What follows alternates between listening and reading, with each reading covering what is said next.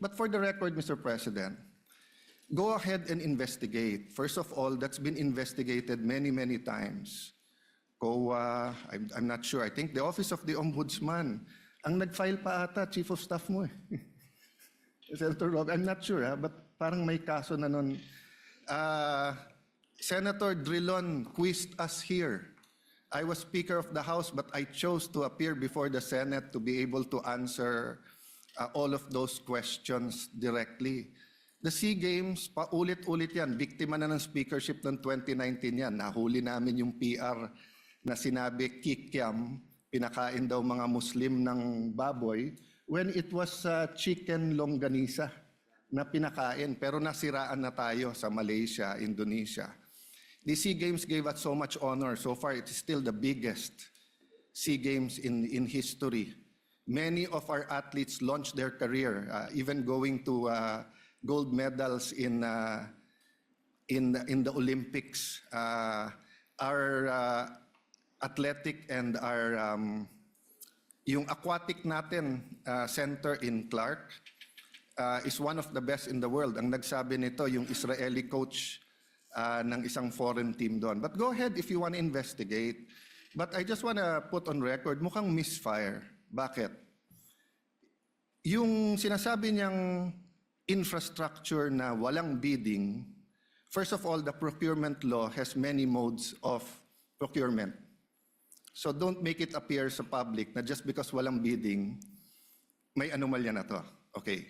Secondly, bakit ko sinabing misfire? Hindi po sa, I'm referring to Director ng NBI Matibag. I had nothing to do with the infrastructure. The chairman of the committee. In fact, I had to resign from the DFA because I was running for congressman during that time. So dun sa sinasabi ni Director Matibag na may congressional insertion to fund it, it's definitely not me because how could a non-member of the Senate or non-member of the House insert anything? Okay. Dun sa sinasabi niyang infrastructure, it was done by the BCDA. The chairman of the BCDA is one of the closest advisors of the president now. The president of the BCDA is one of the closest advisors and is a secretary now. And he said, medyo kaduda tong kumpanya na nanalo walang bidding. If I'm not mistaken, it's the same company who's making the City Hall of Pasig. Huh? So, I mean, if they want to investigate, go ahead. But by mentioning the organizing committee of the SEA Games, ako po chairman nun. At paninindigan ko po na napakaganda nung nangyari doon. At kung may anomalya, ako unang magagalit. So, go ahead. But my point, Mr. Chairman, honorable members of the court, sa prosecution, to be fair sa prosecution at marami akong kaibigan, I've never felt any intimidation from any of you. I mean, you've continued to be either friends or for those who are former friends but friends.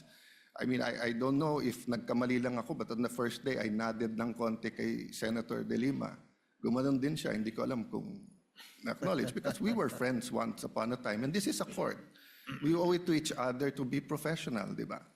So wag tayong pumayag na someone like Director Matibag would do that. My point, Mr. President, Mr. Presiding Officer, he could have not announced it and investigated. Imbestigahan mo, tingin mo may mali, imbestigahan mo. But it is unfair to me and unfair to the court that kung kailan siya patatawag siya sa Monday, intimidate mo ako, hindi kita tatanungin sa Monday dahil mag-a-announce ka na iimbestigahan mo. Tapos sasabihin mo may insertion, tapos sasabihin mo hindi liquidated po lahat yun.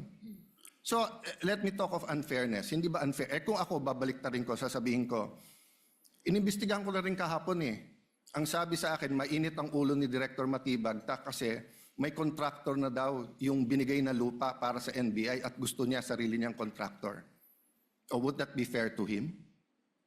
No. It would be a marites accusation. So that's the same thing he announced yesterday. A marites accusation towards me that affects this court because I am now a senator judge. So I hope this is the last time that I'm going to have to speak about this But definitely, we've been speaking about this, binabawasan talaga kami.